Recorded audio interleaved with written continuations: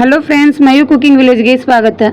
ನಾವು ಸುಲಭವಾಗಿ ಮನೆಯಲ್ಲಿ ಐಸ್ ಕ್ರೀಮ್ ಮತ್ತು ಜ್ಯೂಸ್ ಯಾವ ರೀತಿ ಮಾಡೋದು ನೋಡೋಣ ಬನ್ನಿ. ಮೊದಲು ಒಂದು ಪಾತ್ರೆಗೆ ಅರ್ಧ ಲೀಟರ್ ಹಾಲನ್ನು ಹಾಕಿ ಕಾಯಲು ಬಿಡಿ. ಇದಕ್ಕೆ ನಾವು ಇವಾಗ 2 ಸ್ಪೂನ್ ಕಸ್ಟರ್ಡ್ ಪೌಡರನ್ನು ಹಾಲಿನಲ್ಲಿ ಚೆನ್ನಾಗಿ ಮಿಕ್ಸ್ ಮಾಡಿ ಹಾಕಿಕೊಳ್ಳಬೇಕು.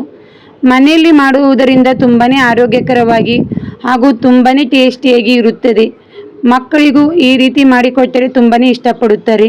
ನೋಡಿ, ಹಾಲಿನಲ್ಲಿ ಚೆನ್ನಾಗಿ ಮಿಕ್ಸ್ ಮಾಡಿ ಕುದಿಯುತ್ತಿರುವ ಹಾಲಿಗೆ ಹಾಕಿಕೊಳ್ಳಿ.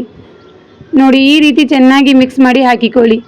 ಕಸ್ಟರ್ಡ್ ಪೌಡರ್ ಇರುವುದರಿಂದ ಬೇಗ ಗಂಟಾಗಿ ಬರುತ್ತದೆ, ಅದಕ್ಕೋಸ್ಕರ ಚೆನ್ನಾಗಿ ಮಿಕ್ಸ್ ಮಾಡಿಕೊಂಡು ಕುದಿಸಿಕೊಳ್ಳಿ. ಈ ರೀತಿ ಕುದಿಸುವುದರಿಂದ ಸ್ವಲ್ಪನೂ ಗಂಟಾಗುವುದಿಲ್ಲ. ಇದಕ್ಕೆ ರುಚಿಗೆ ತಕ್ಕಷ್ಟು ಸಕ್ಕರೆ ಹಾಕಿಕೊಳ್ಳಿ. ಅರ್ಧ ಲೀಟರ್ ಹಾಲಿಗೆ ಅರ್ಧ ಕಪ್ ಸಕ್ಕರೆ ಸಾಕಾಗುತ್ತದೆ.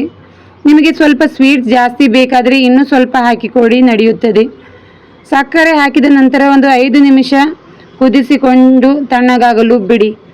ನಾವು ಇಲ್ಲಿ 1 ಕಪ್ಗೆ 1 ಸ್ಪೂನ್ ಸಬ್ಜಾ ಸೀಡ್ಸನ್ನು ತೆಗೆದುಕೊಳ್ಳಿ. ಅದಕ್ಕೆ ಸ್ವಲ್ಪ ನೀರನ್ನು ಹಾಕಿ ನೆನೆಯಲು ಬಿಡಿ. ಮತ್ತೊಂದು ಕಡೆ ಒಂದು ಅರ್ಧ kg ಕರ್ಬೂಜ ಹಣ್ಣನ್ನು ತೆಗೆದುಕೊಳ್ಳಿ. ಇದನ್ನು ಇವಾಗ ಕಟ್ ಮಾಡಿಕೊಳ್ಳೋಣ. ಕಟ್ ಮಾಡಿ ಇದರಿಂದ ಜ್ಯೂಸ್ ತಯಾರಿಸಿಕೊಳ್ಳಬೇಕು. ನಾವು ಅರ್ಧ ಹಣ್ಣಿನಿಂದ ಜ್ಯೂಸ್ ಮಾಡಿಕೊಂಡು ಇನ್ನು ಅರ್ಧ ಹಣ್ಣಿನಿಂದ ಸಣ್ಣದಾಗಿ ಕಟ್ ಮಾಡಿ ಇಟ್ಟುಕೊಳ್ಳಿ. ಈ ರೀತಿ ಮಾಡುವುದರಿಂದ ನಾವು ಜ್ಯೂಸ್ ಕುಡಿಯುವಾಗ ಕರ್ಬೂಜ ಹಣ್ಣಿನ ಸ್ಲೈಸ್ ತುಂಬಾ ಚೆನ್ನಾಗಿ ಇರುತ್ತದೆ ಹಾಗೂ ತುಂಬ ಟೇಸ್ಟಿಯಾಗಿರುತ್ತದೆ.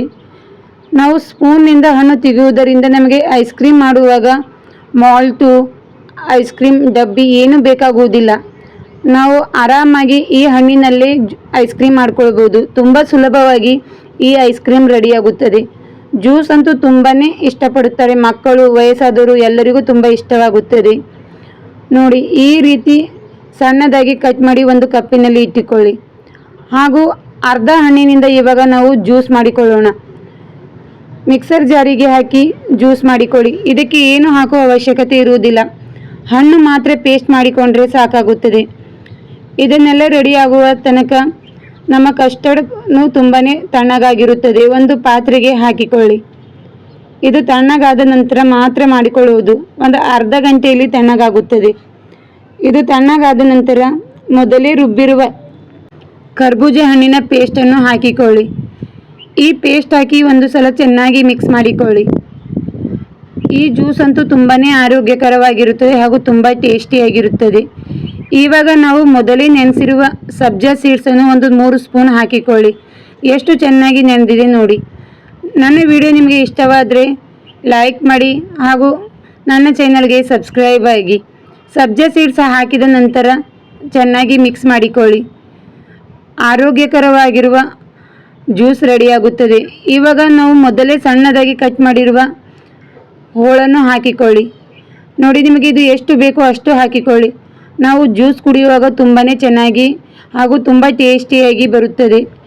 ಇದನ್ನೆಲ್ಲ ಹಾಕಿದ ನಂತರ ಒಂದು ಸಲ ಚೆನ್ನಾಗಿ ಮಿಕ್ಸ್ ಮಾಡಿಕೊಳ್ಳಿ. ಬೇಸಿಗೆಯಲ್ಲಂತೂ ಈ ಜ್ಯೂಸ್ ತುಂಬಾ ಚೆನ್ನಾಗಿರುತ್ತದೆ, ಮಕ್ಕಳು ತುಂಬ ಇಷ್ಟಪಡುತ್ತಾರೆ.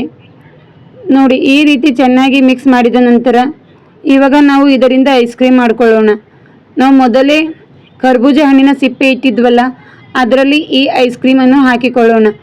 ಈ ಜ್ಯೂಸ್ ಹಾಕಿ ಐಸ್ ಕ್ರೀಮ್ ಮಾಡುವುದರಿಂದ ತುಂಬಾ ಚೆನ್ನಾಗಿರುತ್ತದೆ. ನಮಗೆ ಬೇರೆ ಏನು ಸಾಮಾನು ಬೇಕಾಗುವುದಿಲ್ಲ. ನೋಡಿ, ಈ ರೀತಿ ಈ ಹಣ್ಣಿನ ಪೇಸ್ಟನ್ನು ಹಾಕಿಕೊಳ್ಳಿ. ಇದು ಒಂದು 10 ಗಂಟೆ ಫ್ರಿಜ್ಜಲ್ಲಿ ಇಟ್ಕೊಳ್ಬೇಕು. 10 ಗಂಟೆ ಫ್ರಿಜ್ಜಲ್ಲಿ ಇಟ್ಟರೆ ಐಸ್ ಕ್ರೀಮ್ ರೆಡಿಯಾಗುತ್ತದೆ. ನೋಡಿ, ಇವಾಗ ಫ್ರಿಜ್ಜಲ್ಲಿ ಇಡೋಣ. ಫ್ರಿಜ್ಜಲ್ಲಿ ಇಟ್ಟು ಒಂದು 10 ಗಂಟೆ ಬಿಡಿ. ಅಲ್ಲಿ ತನಕ ಮಕ್ಕಳಿಗೆ ಈ ರೀತಿ ಜ್ಯೂಸ್ ಮಾಡಿಕೊಟ್ರೆ ತುಂಬಾ ಇಷ್ಟಪಡುತ್ತಾರೆ. ನಾವು ಹಣ್ಣಿನಿಂದ ಮಾಡಿಕೊಡುವುದರಿಂದ ಆರೋಗ್ಯಕರವಾಗಿರುತ್ತದೆ, ಮನೆಯಲ್ಲಿ ಮಾಡುವುದರಿಂದ ಹೆಲ್ದಿನೂ ಇರುತ್ತದೆ. ಮಕ್ಕಳು ತುಂಬಾ ಖುಷಿ ಪಡುತ್ತಾರೆ. ಈ ರೀತಿ ಮಾಡಿ ಇಟ್ಟರೆ 3 ದಿವಸ ಹಾಳಾಗುವುದಿಲ್ಲ.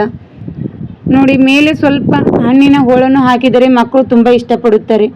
ಈ ರೀತಿ ಒಂದು ಸಲ ಟ್ರೈ ಮಾಡಿ, ಮನೆಯಲ್ಲೂ ಎಲ್ಲರೂ ಇಷ್ಟಪಡುತ್ತಾರೆ. ನೋಡಿ, ಇವಾಗ 10 ಗಂಟೆಯ ನಂತರ ತುಂಬಾ ಚೆನ್ನಾಗಿ ಐಸ್ ಕ್ರೀಮ್ ರೆಡಿಯಾಗುತ್ತದೆ. ಇವಾಗ ನಾವು ಇದನ್ನು ಸಣ್ಣದಾಗಿ ಕಟ್ ಮಾಡಿಕೊಳ್ಳೋಣ. ಫ್ರೆಶ್ ಆಗಿರುವ ಐಸ್ ಕ್ರೀಮ್ ರೆಡಿಯಾಗುತ್ತದೆ. ಈ ರೀತಿ ಐಸ್ ಕ್ರೀಮ್ ಮಾಡಿಕೊಟ್ರೆ ಮಕ್ಕಳಿಗೂ ತುಂಬ ಇಷ್ಟಪಡುತ್ತಾರೆ ಹಾಗೂ ತುಂಬಾ ಆರೋಗ್ಯಕರವಾಗಿರುತ್ತದೆ. ಒಂದು ಸಲ ಈ ಕರ್ಬೂಜ ಹಣ್ಣಿನ ಐಸ್ ಕ್ರೀಮ್ ಟ್ರೈ ಮಾಡಿ, ತುಂಬ ಇಷ್ಟಪಡುತ್ತಾರೆ. ಹಾಗೂ ದೊಡ್ಡವರು ತಿಂದರೂ ಕೂಡ ತುಂಬಾ ಸಾಫ್ಟಾಗಿ ಇರುತ್ತದೆ. ನೋಡಿ ಎಷ್ಟು ಚೆನ್ನಾಗಿ ಬಂದಿದೆ ಅಂತ. ನನ್ನ ವಿಡಿಯೋ ನಿಮಗೆ ಇಷ್ಟವಾದರೆ ಲೈಕ್ ಮಾಡಿ, ಫ್ರೆಂಡ್ಸ್ ಹಾಗೂ ಫ್ಯಾಮಿಲಿಗೆ ಶೇರ್ ಮಾಡಿ, ನನ್ನ ಚಾನೆಲ್ಗೆ ಸಬ್ಸ್ಕ್ರೈಬ್ ಆಗಿ. Thank you for watching.